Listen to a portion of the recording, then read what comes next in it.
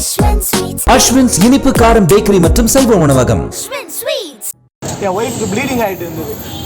இங்கேருந்து கவுஸ் ஹாஸ்பிட்டலுக்கு கூட்டு போய் கோஸ் ஹாஸ்பிட்டலில் போய் உள்ள வந்து அடுத்த 10 நிமிஷத்தில் உங்கள் குழந்தை இறந்துச்சுன்னு சொல்கிறாங்க. இதுக்கு யார் காரணம்? மேடம், நீங்கள் உங்கள் ஸ்டாஃப் நீங்களாம் பண்ணுறது அதெல்லாம். நீங்கள் டாக்டர் இருந்தால் என் புள்ள செத்துருக்க மாட்டேன், என் புள்ள குழியில் இருந்திருக்க மாட்டான். என் புள்ளைய சாவடிச்சு உங்களோட கவர்மெண்ட்டு நீங்கள் உங்களோட டாக்டர்லாம் தான். சென்னை துரைப்பாக்கம் கண்ணகி நகரைச் சேர்ந்த அகஸ்டினின் மனைவி நிறைமாத கர்ப்பிணியான தீபிகாவுக்கு திடீரென பிரசவ வலி ஏற்பட்டு இரத்தப்போக்கு அதிகமாகவே கடந்த 7ஆம் தேதி நள்ளிரவு 2:30 மணி அளவில் அங்குள்ள மாநகராட்சி மகப்பேறு மருத்துவமனையில் சேர்த்தனர். ஆனால் அங்கு பிரசவம் பார்க்க மருத்துவர்கள் இல்லாததால் முதலுதவி மட்டுமே அளித்த செவிலியர்கள் திருவல்லிக்கேணி கோஷா மருத்துவமனைக்கு கொண்டு செல்லும்படி அறிவுறுத்தியுள்ளனர். மேடம், எங்க உயிர் இப்போ நாளைக்கே எனக்கு எதனா ஆச்சுன்னா ஏதோ ஆக்சிடென்ட் கொண்டு வரும். 5 நிமிஷம் தான் உயிர் இருக்குன்னா இங்கே டாக்டர் இல்லை, நீங்கள் கோசா போங்க. கோசா போட்டாலும் என் உயிர் போயிடும். அது யார் பொறுப்பு? அதன்படி தீபிகாவை அழைத்துச் சென்று கோஷா ஆஸ்பத்திரியில் சேர்த்து அறுவை சிகிச்சை செய்யப்பட்டதில் ஆண் குழந்தை இறந்த நிலையில் வெளியே எடுக்கப்பட்டது.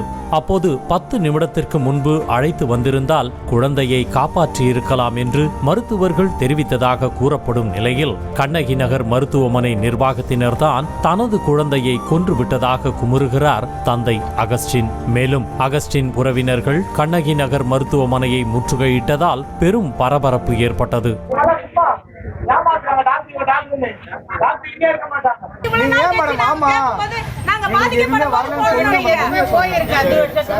இது குறித்து பேசிய உயிரிழந்த குழந்தையின் தந்தை அகஸ்டின் கண்ணகி நகர் மருத்துவமனையில் ஆம்புலன்ஸ் இருந்தும் நீலாங்கரையில் இருந்து அனுப்புவதாக கூறி தாமதப்படுத்தியதால் மனைவியை ஆட்டோவில் அழைத்து சென்று சேர்த்ததாக குற்றம் சாட்டுகிறார்.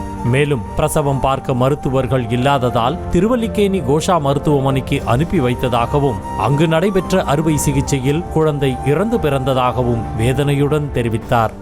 ப்ளீடிங் ஆட உடனே எனக்கு என்ன பண்ணுறதுன்னு தெரியாமல் ஆம்புலன்ஸுக்கு கால் பண்ணி 108 கால் பண்ணால் நீலாங்கரில் என்ன ஆம்புலன்ஸ் வரும்னு சொல்கிறேன். நான் என் வீட்டு பக்கத்தில் இருக்க ஹாஸ்பிட்டலுக்கு ஆம்புலன்ஸ் வரும்னு சொல்லி அந்த சமயத்தில் என்ன பண்ணுறது தெரியாமல் நானே ஆட்டோவில் உட்கார வச்சு என் ஒய்ஃபை இங்கே ஹாஸ்பிட்டலுக்கு கூப்பிட்டு வந்தால் ஹாஸ்பிட்டலில் ஆம்புலன்ஸ் இருக்குது. அந்த ஆம்புலன்ஸ் எனக்கு அனுப்பணும். ஆம்புலன்ஸ் அனுப்பாததுனால என் ஒய்ஃபை நானே ஆட்டோவில் வச்சு அந்த ரத்த வெள்ளத்தோடு தான் நான் இங்கே கூப்பிட்டு வந்தேன். ரத்த வெள்ளத்தோடு கூப்பிட்டு வந்து நான் ஹாஸ்பிட்டல் உள்ளே போட்டு வாசலில் கால் வைக்கிறதுக்கு முன்னாடியே நைட்டில் ஆம்புலன்ஸ் இந்த ஹாஸ்பிட்டல் கதவு மூடி இருந்ததுனால உடனே நான் கதவை தட்டி டாக்டர் இருக்காங்களாம் கேட்டேன். டாக்டர் இல்லைன்னு ஒரு வார்த்தை கூட சொல்லாமல் என்னை ஹாஸ்பிட்டலில் வர வச்சேன்.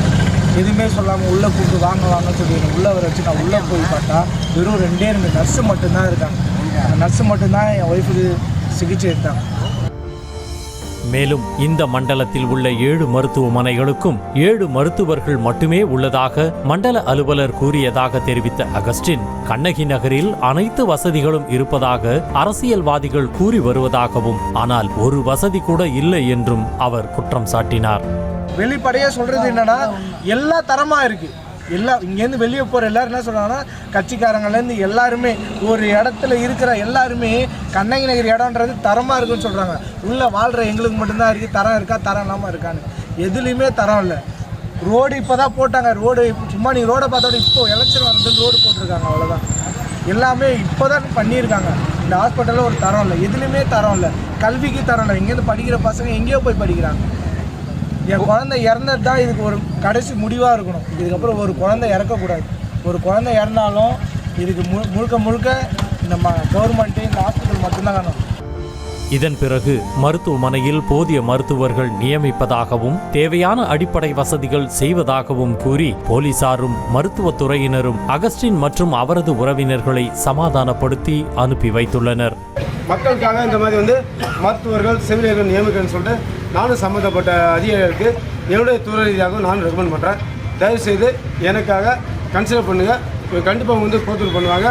ஃபியூச்சர் இது வராத அளவுக்கு நான் பார்த்துக்கிறேன். இந்த சம்பவம் குறித்து மேயர் பிரியாவிடம் நியூஸ் தமிழ் செய்தியாளர் கேள்வி கேட்டபோது பதிலளிக்காமல் அவர் நழுவிச் சென்றார்.